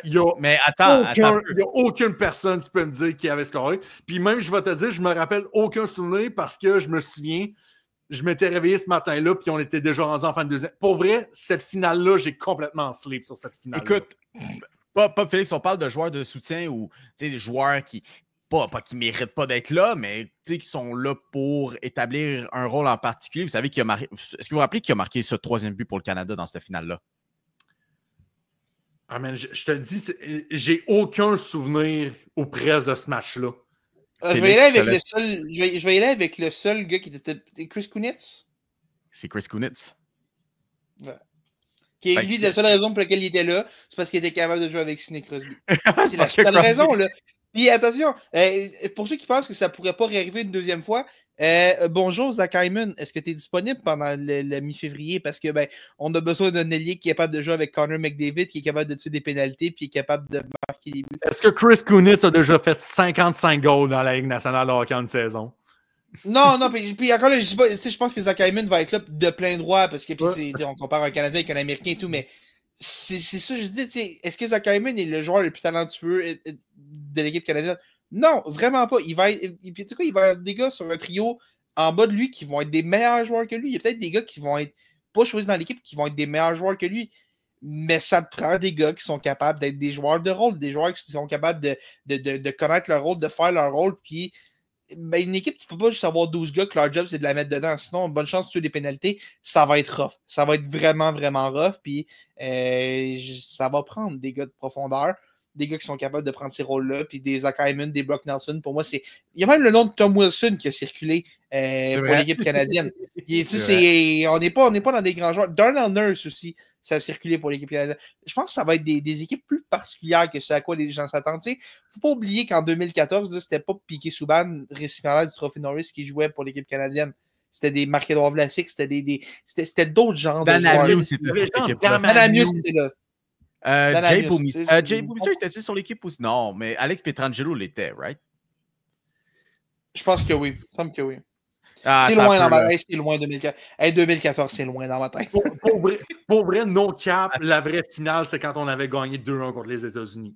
Pour vrai, après ça, là, je m'étais dit, donnez-nous l'ordre tout de suite. On va clap la Suède facilement. OK, les gars, je suis désolé, il faut que je prenne juste un 5 minutes pour cette équipe. OK, Matt Duchesne, Patrick Sharp, Patrick Marleau, Chris Kunitz, Ryan Getzlaf, Jonathan Toews, John Tavares, Jamie Benn, Corey Perry, ça ne termine pas là, Martin Saint-Louis, Patrice Bergeron, Rick Nash, Jeff Carter. Je n'ai pas encore mentionné Sidney Crosby parmi le groupe d'attaquants. Maintenant, tes défenseurs, Piquet Subban, Marc-Édouard Vlasic, oui, Jay Boumister qui était là, Alex Pietrangelo, Danamius. Je n'ai pas mentionné comme les 3 principaux de cette équipe-là. Shea Weber, Duncan Keith, Drew Doughty. Puis des buts avec Carey Price. Carey Price dans les nets.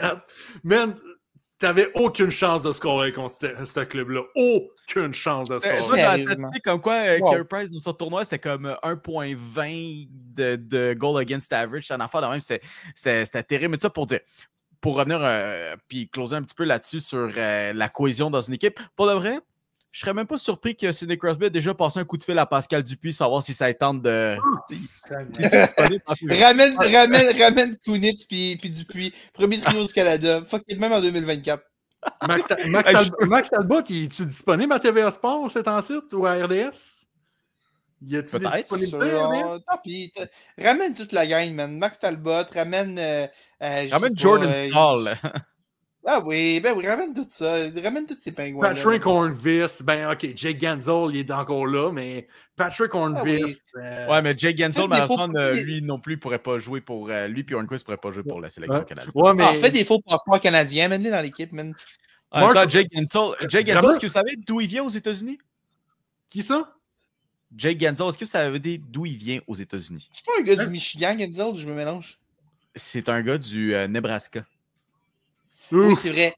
Oui, c'est vrai. Oui, c'est genre le seul de la LNH qui vient de là, quelque chose de même. C'est un natif d'Omaha. Comme quoi, Omaha ne produit pas qu'une famille de football. Je pense le nom de famille Manning, je pense. Mais au-delà de ça, non, définitivement pas. Ça pour dire, les gars, très hâte pour le tournoi de la Coupe des 4 Nations qui s'en vient très bientôt. Mais d'ici là, Pop, on a quelque chose d'autre sur le planning. On a quelque chose sur le planning. Et en attendant que les Bengals et les Chargers jouent en dimanche soir du côté de la NFL, on passe et vous connaissez le thème. En effet, le thème du Perron d'église, comme à chaque semaine, on vous envoie l'invitation sur les médias sociaux d'interagir avec nous. Questions, interrogations, take absolument affreuses. On va être là, on va les lire, on va les partager avec vous. Alors, la première qu'on a pour vous cette semaine nous provient de... Alors, si je ne dis pas de bêtises... Producer Oli qui nous... Oui. Donc, Producer Oli, excuse-moi, j'ai comme coupé la parole, j'étais comme pas. Ben non, il n'y a pas de trouble, il n'y a pas de trouble. Producer Oli, mais bon, ok. D'abord, je me sens mal, mais je vais me lancer quand même. Qui demande, vous pourriez avoir les frères Tkachuk à Montréal. Le prix, point d'interrogation. 2 des 3 choix suivants. Ivan Demidov, Nick Suzuki et Cole Caulfield. Si vous dites oui, lequel des 3 gardez-vous?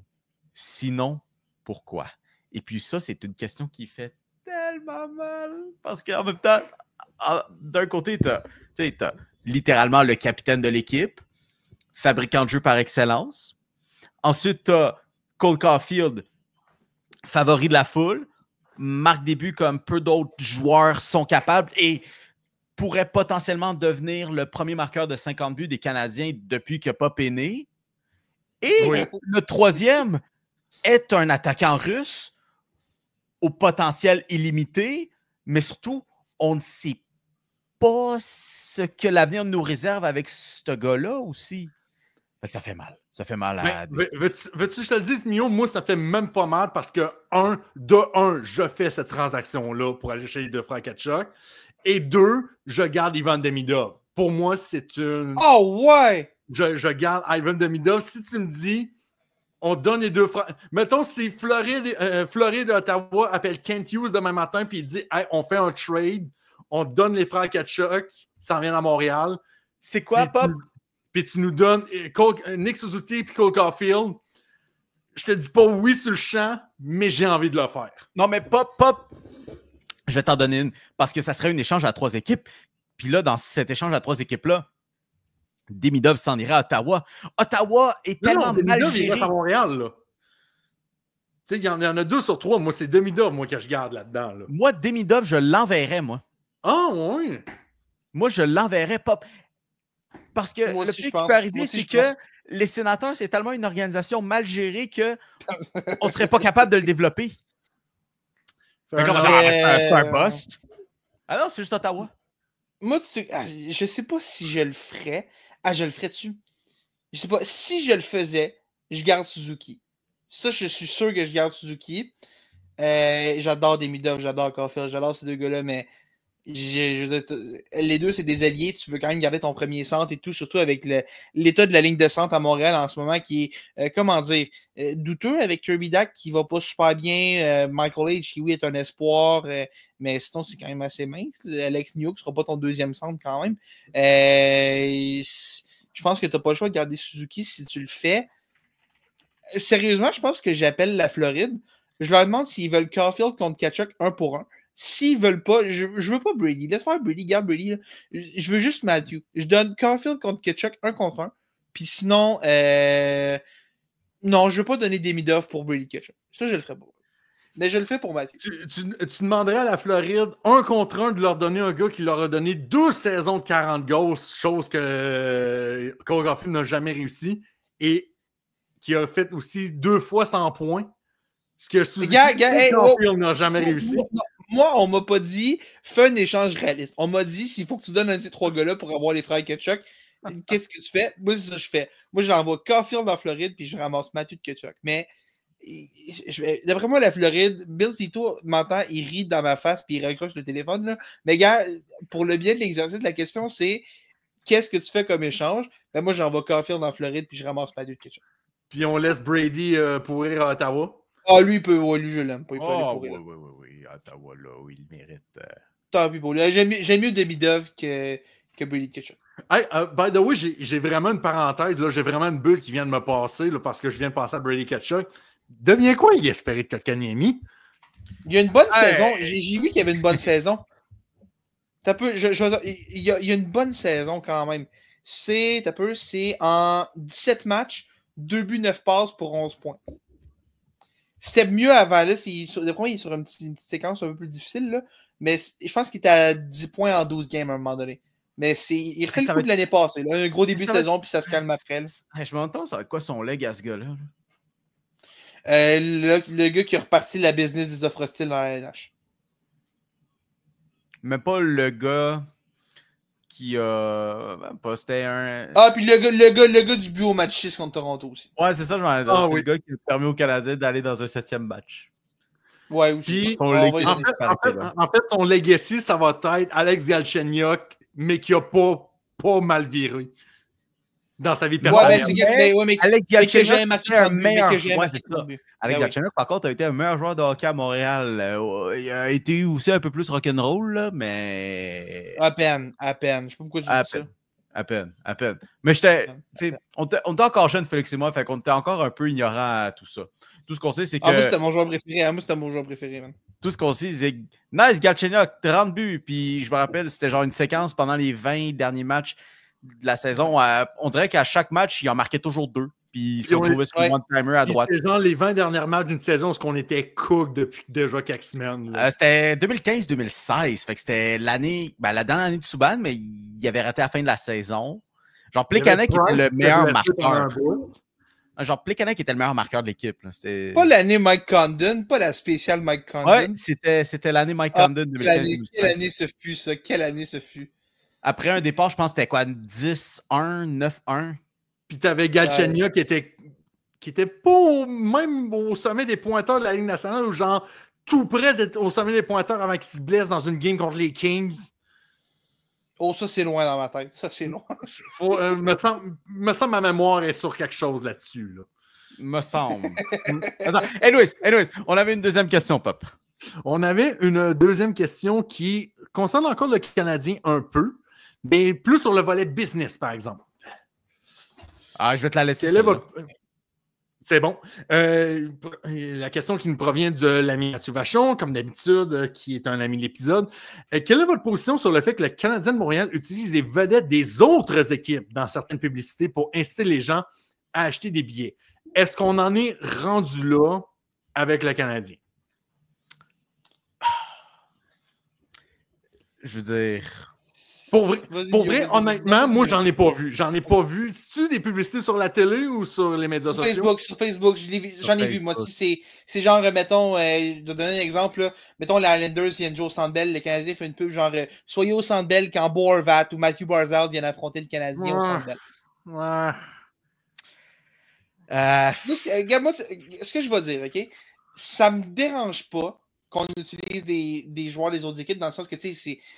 Moi, en même temps, c'est pas Boervat qui me ferait acheter des billets, là, mais tu sais, ça me dérange pas, mettons, qu'on utilise ces gars-là pour comme vanter un événement et tout. Mais en même temps, tu sais, pourquoi tu fais juste vanter le gars de d'autres équipes puis tu ne vantes pas genre un de tes joueurs? Tu sais, mettons, viens voir Boervat et les Islanders affronter Nick Suzuki, le Canadien. Pour moi, c'est déjà beaucoup mieux. C'est déjà vraiment beaucoup mieux. Tu sais, mettons, je sais pas moi, tu sais, t'affrontes... Bon, les Rangers, on sait très bien ce que ça a donné la dernière fois, mais tu sais, je sais pas, moi, viens voir Cole Caulfield, parmi les 3 meilleurs marqueurs de la Ligue nationale, se frotter contre Igor Shesterkin, un des 3 meilleurs gardiens de la Ligue nationale. Tu sais, au moins, il y a une dynamique, il y a quelque chose là avant. Il y a un build-up à faire. Un affrontement, un marqueur de but par excellence, c'est gardien de but par excellence. Non, mais là, c'est viens voir whatever avec Islanders, Bo Horvat affronter... Caden Goulet, le Canadien, c'est juste le Canadien. Le Canadien, c'est comme... Puis je veux juste qu'on soit vraiment sur la même longueur d'onde. C'est des publicités du Canadien de Montréal, pas de la Ligue nationale. Là. Du Canadien. Ça vient du compte officiel du Canadien. Je sais pas. Est-ce que tout le monde a approuvé, selon vous, dans l'organisation, qu'on utilise ce genre de publicité-là? En tout cas, je ne sais pas si tout le monde a approuvé, mais celui qui avait le plus gros poids a approuvé. Il y a quelqu'un qui a dit ouais à quelque part. C'est sûr qu'il y a quelqu'un qui a dit ouais à quelque part. Puis c'est... Est-ce qu'on s'est juste mal compris à quelque part? Puis, non. Ben, tu sais, oui, tu peux dire que tel joueur s'en vient à Montréal, mais au moins, je sais pas, créer justement une dynamique, un affrontement en particulier à un contre un. En fait, c'est genre Jeff Molson puis France Margaret qui voulait dire à la personne en communication non, Bo Horvat s'en vient à Montréal dans une transaction. C'est ça qu'on voulait dire. Il s'en vient avec nous. I wish! Enfin, un deuxième centre de Nick Suzuki, man. Ah, ça serait absolument incroyable. Mais moi, ce que j'ai à dire là-dessus, puis c'est un peu une réflexion que j'avais eue dans quelques semaines, il y a beaucoup d'effet un peu pervers qui va ressortir un peu de ces 7-8 dernières années depuis 2017. La vraie dernière fois que le Canadien de Montréal a vraiment fait les séries éliminatoires.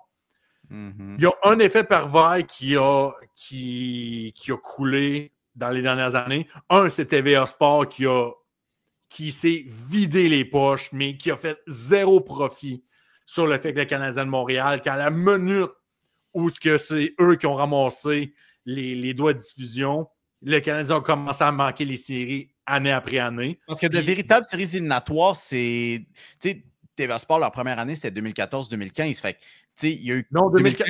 Ouais, 2014-2015, ouais. Ils ont eu 2015, ils ont eu 2017 comme véritable série, puis après ça, ben, c'est 2020 puis 2021 de la titre. Puis encore là, la fameuse ronde éliminatoire qu'on a eu dans la bulle, puis tout ça. Oui, ils l'ont eu, mais c'était dans le cœur de leur joueur. Au classement général, ça n'aurait pas dû arriver. Puis le deuxième effet pervers un peu que je pense qu'il va arriver, c'est que, mettons, pour la génération, je ne sais pas comment ils vont appeler ça. Est-ce qu'ils vont appeler ça Gen Z, Alpha, Beta? Je ne sais pas comment ils vont amener ça. Mais les kids qui sont nés en 2017, depuis 2017, qui ont peut-être genre 4 à 8 ans présentement, il y en a combien, mettons, au Québec qui vont être des partisans du Canadien de Montréal? Parce que quand tu prends pour une équipe, premièrement, souvent, c'est par la proximité géographique, ça va toujours faire ça, mais c'est parce que tu as vu l'équipe gagner à la télévision, puis tu te dis, hey, ça a l'air cool de prendre pour eux autres. Ouais. Le Canadien de Montréal n'a aucun argument pour ça. Oui, il y a eu la finale en 2021, mais cette génération-là, d'après moi, ça va commencer à prendre pour les Oilers, ça va prendre pour Connor McDavid, ça va prendre pour Connor Bedard, Kyle McCarr, l'Avalanche du Colorado. Ça ne prendra pas tant que ça pour le Canadien de Montréal. Ça va devenir des fans de la Ligue nationale puis de d'autres équipes autres que le Canadien. Puis avec l'ère des réseaux sociaux dans lesquels on le voit beaucoup dans la NBA. Je pense que la NBA, c'est un super bon exemple qu'on vend beaucoup les joueurs, on vend les faits saillants des joueurs, puis on est vraiment bon pour le faire. Anthony Edwards fait un gros dunk, on va le voir partout. LeBron James a un triple-double, on en entend parler partout. Puis, LeBron James, il respire, on le voit partout. Ouais, LeBron James, c'est peut-être un peu extrême, mais tu regardes. Puis l'ALNH, mais veut pas, on est dans une ère où est-ce qu'on voit beaucoup les faits saillants, puis c'est ça qui nous est présenté, qui est mis en valeur. Tu vois, mettons, Connor McDavid faire un but spectaculaire ou Kirill Kaprizov faire quelque chose qui n'a pas de bon sens, mais tu vas t'attacher à ces joueurs-là, puis tranquillement, pas vite, je me demande si le fait de voir qu'on remarque plus ces joueurs-là que ces équipes-là, ben c'est peut-être pour ça aussi que le Canadien fait des pubs sur les joueurs en tant que tel, parce que tu dis, ouais, gars, c'est un match Islanders-Canadien, ça dit peut-être pas grand-chose à quelqu'un. Mais, gars, lui, Matthew Barzal, je lui ai faire de quoi de vraiment cool sur Internet. À un moment donné, j'étais sur TikTok, peu importe, je lui ai faire une séquence super cool, puis peut-être qu'il va en faire une si je suis là, fait que j'ai envie d'aller le voir. Puis moi, je pense que c'est peut-être de là qu'elle vient, cette idée-là. Est-ce que l'exécution est bien faite?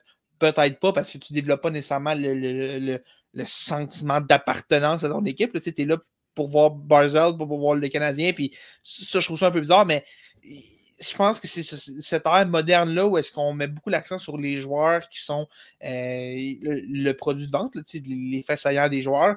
Ben, on veut vendre aux partisans viens voir ce gars-là faire. Tu sais ce que tu vois sur les réseaux sociaux? Ben, viens voir le faire de tes yeux vus pendant qu'il est de passage en ville.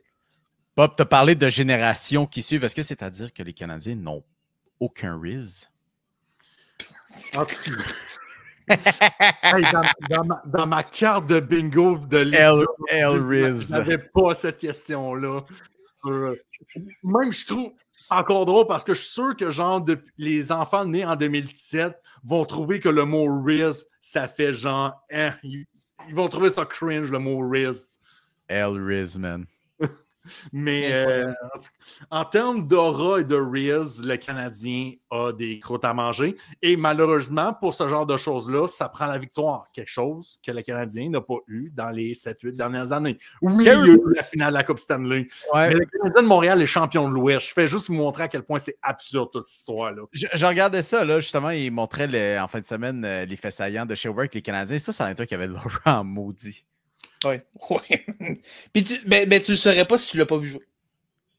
Non, parce que... Si tu regardes juste des faits saillants, tu le vois pas avec lui. Non, C'est puis pas un après gars ça, de le monde c'est un comme- gars que tu le regardes pour l'apprécier. Puis, Puis après ça, il y a c'est du pas, monde- c'est pas le gars le plus, disons, volubile ou qui Non, se non, voit non. sur mais- les réseaux sociaux, mettons. Là. Puis après ça, t'en as qui passaient à dire sur Twitter, sur YouTube, comme oh, c'est rendu le Hall of Good Players maintenant. C'est le temple des bons joueurs, pas le temple de la renommée. N'importe quoi. C'est de penser ça, c'est de ne pas l'avoir vu. Peu importe, mesdames et messieurs, c'est la fin de l'émission. On vous remercie quand même d'avoir passé la dernière heure et demie avec nous, jaser de sport et de toutes choses dans le genre. On vous rappelle, juste avant qu'on se quitte, que on vous a demandé cette semaine sur les réseaux sociaux notre joueur de la semaine.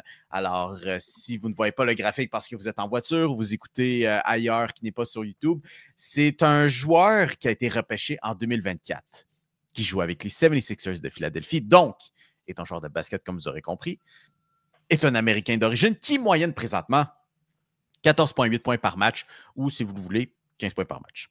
On l'a mentionné un petit peu tantôt, on a juste droppé son nom très subtilement, mais c'est Jared McCain qui, en ce moment, est en train de se montrer comme étant l'une des bonnes recrues cette année dans la NBA, qui, en ce moment, est en train de se monter un bon dossier pour mettre la main sur le titre. Je pense qu'on est rendu à 5 matchs consécutifs d'au moins 20 points. Alors, ça va être définitivement être le fun à suivre. D'ici là, mesdames et messieurs, on vous invite à nous rejoindre sur les réseaux sociaux, notamment via la page Facebook Les Superfans des Tigers de Guangdong, où vous pourrez interagir avec nous, participer à l'émission avec le Perron d'Église et pouvoir écouter tous nos anciens épisodes. D'ici là, on se donne rendez-vous la semaine prochaine à la Triple Menace et bonne semaine!